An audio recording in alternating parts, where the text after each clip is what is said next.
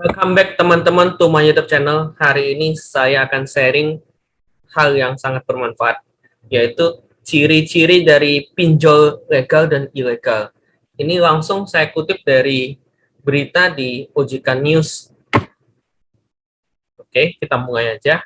Jadi menurut halaman resmi dari OJK, ada 9 ciri-ciri daripada pinjol ilegal yang kita udah bahas di vlog saya sebelumnya.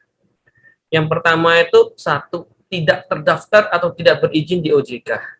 Itu udah pasti ilegal lah. Karena OJK itu punya list pinjol yang terdaftar dan diawasi oleh OJK, bisa di-download teman-teman dari uh, website OJK.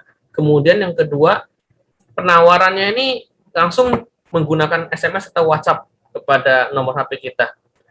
Saya sendiri sering sekali menerima ini, penawaran pinjol via SMS atau WhatsApp. Saya yakin teman-teman sekalian juga pernah. Jika mengalami seperti itu, diabaikan karena itu adalah pinjol yang ilegal. Kemudian yang ketiga, pemberian pinjamannya sangat mudah. Hanya diminta hanya kita kirim KTP, sekian menit langsung dicairkan. Minta KTP dan rekening kita. Kemudian yang keempat, bunga atau biaya pinjaman serta denda sangat tidak jelas. Bunganya nggak jelas berapa persen PA, pinjaman biayanya provisinya berapa semua nggak jelas, dendanya berapa nggak jelas. Pokoknya nggak jelas semuanya, cuma didewa-dewakan untuk kemudahan pencairan dalam sekian menit. Yang kelima itu adalah ancaman teror, intimidasi, pelecehan bagi peminjam yang tidak bisa membayar. Jadi ini yang sering banget terjadi kepada teman-teman sekalian. Jadi saya kenapa mau mengangkat topik ini, banyak teman-teman kita yang terjerat pinjol ilegal. Akhirnya diteror, setiap hari ditekan, ditelepon, bahkan didatangin ke rumah oleh oknum-oknum debt collector dari si pinjol ilegal ini. Keenam, dia nggak mempunyai layanan pengaduan resmi. Jadi nggak ada layanan pengaduan konsumen. Jadi nggak jelas ini kalau kita ada masalah kita mau ngadu kemana, ini nggak jelas. Kemudian yang ketujuh, tidak mengantongi identitas pengurus dan alamat kantor nggak jelas. Mungkin teman-teman sering lihat yang di televisi, yang di gerobak itu, alamat kantor pinjol itu ada di dalam rumah, ada di dalam apartemen, dan seterusnya.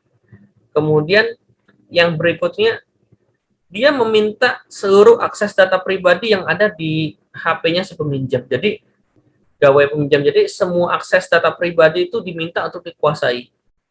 Nah, biasanya mereka tuh meneror tuh bukan hanya kepada Anda yang meminjam, tapi seperti yang ada di berita-berita itu, semua yang ada di nomor kontaknya kita, karena mereka sudah bisa akses, mereka kirim pesan untuk istilahnya membuat malu lah si peminjam agar segera bayar. Jadi dia kirim pesan kurang lebih, si A sudah berhutang sekian, sampai sekarang tidak bayar, saya akan kejar terus dan seterusnya gitu kan.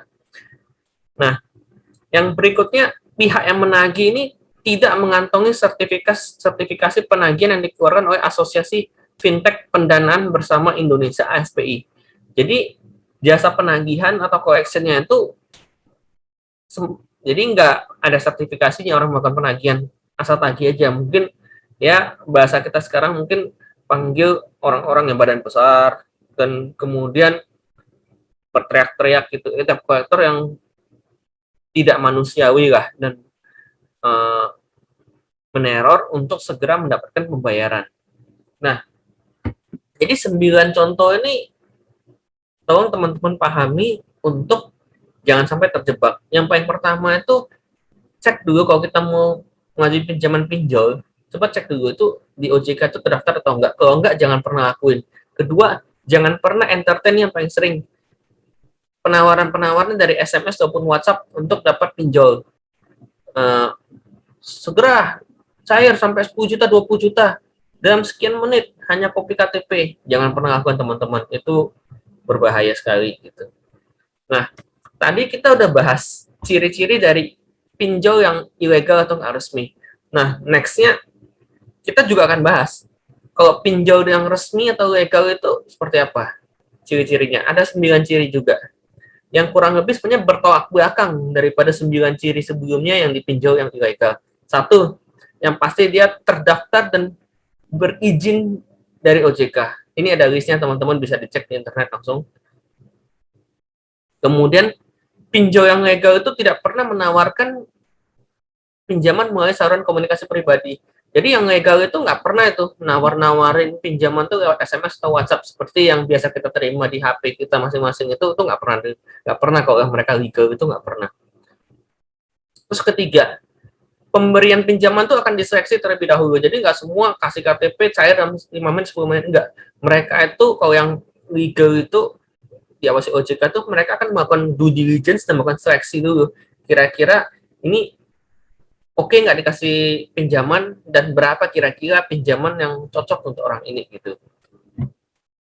Kemudian yang keempat, bunga atau biaya pinjaman itu transparan. Jadi jelas berapa bunga, berapa persen PA yang dikenakan untuk pinjaman online kita ini, dan juga berapa biaya provisi yang dikenakan di depan. Itu jelas. Nah, kemudian peminjam yang tidak bisa membayar setelah batas waktu 90 hari atau non-performing loan, kalau istilah kita di financial institution, macet lah, akan masuk ke dalam daftar hitam atau blacklist dari fintech data center, sehingga si peminjam kita, mungkin yang meminjam yang nggak bisa bayar dalam 90 hari itu sudah nggak bisa pinjam ke fintech yang lain. Contoh misalnya, teman-teman sekalian misalnya pinjam katakanlah misalnya di Kredivo atau Aku, misalnya macet 90 hari di Kredivo misalnya katakanlah. Kemudian teman-teman tuh mau ngajuin pinjaman yang lain ke Aku atau ke platform lain. Nah itu udah nggak bisa. Kenapa?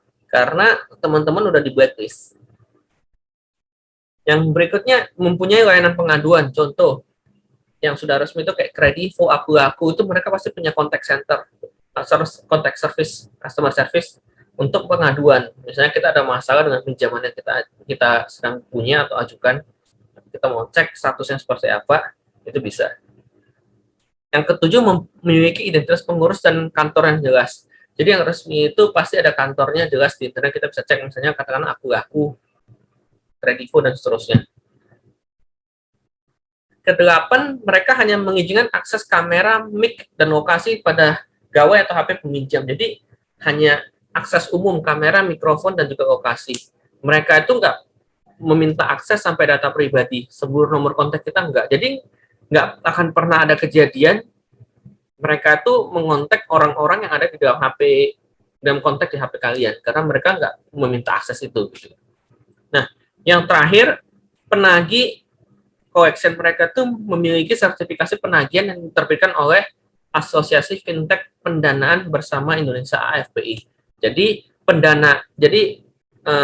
collection atas dana yang dipinjamkan tuh penagihannya itu juga orang yang nagih itu punya sertifikasi penagihan. Jadi tidak sembarang tagih, tidak mungkin tiba-tiba datang ke rumah, ngacak-ngacak rumah, mukulin orang, itu nggak seperti itu gitu kalau pinjol yang legal. Mungkin itu teman-teman sharing saya. Nanti saya akan kasih daftar pinjol yang resmi dan diawasi oleh OJK di link deskripsi video saya untuk teman-teman bisa cek. Ini mungkin bukan daftar yang terbaru pas saya upload video, tapi mungkin bisa jadi referensi teman-teman. Itu saja sharing saya hari ini. Semoga bermanfaat. Satu lagi pesan saya, jangan kita terjebak dalam pinjol yang ilegal, teman-teman.